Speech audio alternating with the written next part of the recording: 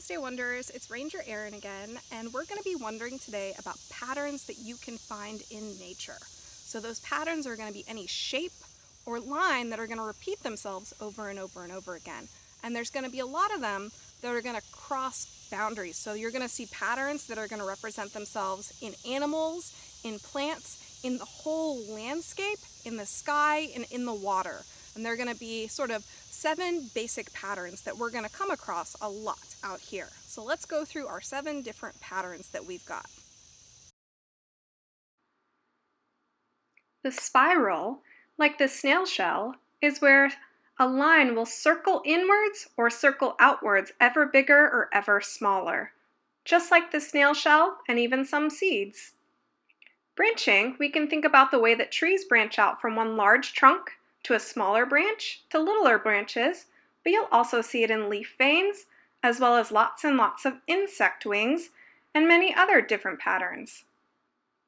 Packing, like a reptile's skin, are many small shapes packed in as closely and as tightly as they can be together. So you'll see that even again, just like with those seeds, packed in really tightly.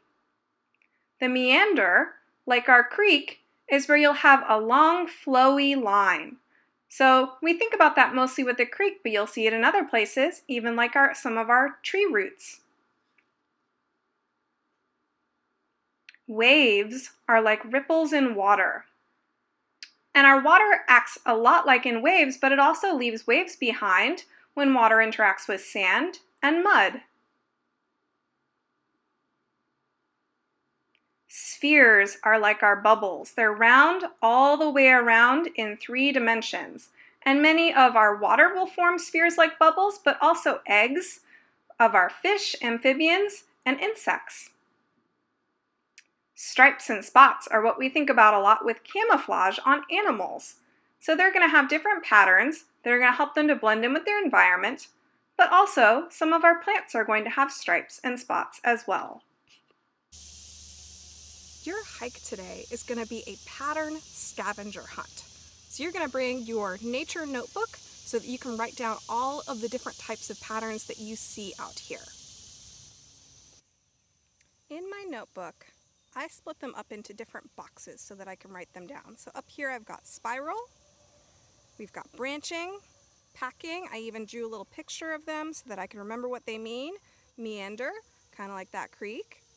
Waves, spheres, and I went ahead and broke up stripes and spots into 2 different ones, and I even left myself some room if I found something that I thought was a pattern that I hadn't already written down. And I've already started to take some notes, like the water ripples and the sand ripples. The creek is meandering up here, my leaf veins and trees, and hopefully I'm going to see maybe some snails or something I can put in that spiral one, but I'm going to try and fill up all of these boxes with all of the different patterns that I see out here in the wild.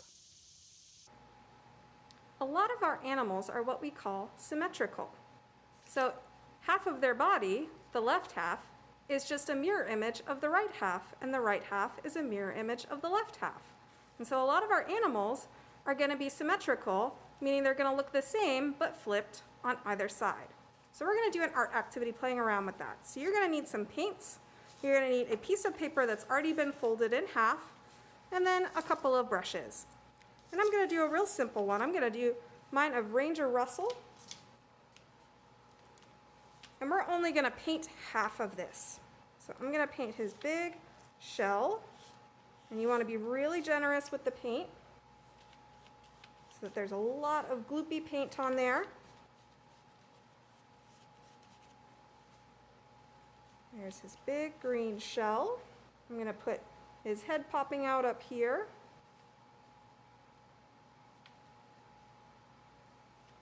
And a little bit of a tail down here. Back leg, front leg.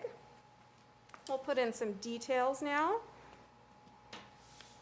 He's got some yellow spots on his shell. He's also got some darker spots.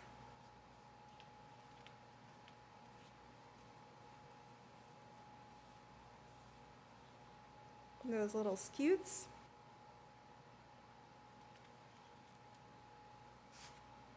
And then I also want to make sure I've got his beautiful red eye on there. And once you've got half of your animal painted, all you're gonna do is fold it right along there. Just kind of pat it down so that we get all that paint onto the other side. And half of a turtle becomes kind of like a whole turtle. Well, thanks for joining me. If you found some really cool pictures of some patterns, definitely send them my way. I want to see them. If you made a really cool artwork, I definitely want to see that. Or if you came up with a totally different pattern that I didn't even talk about, I would love to hear about it. And I will catch you all next time.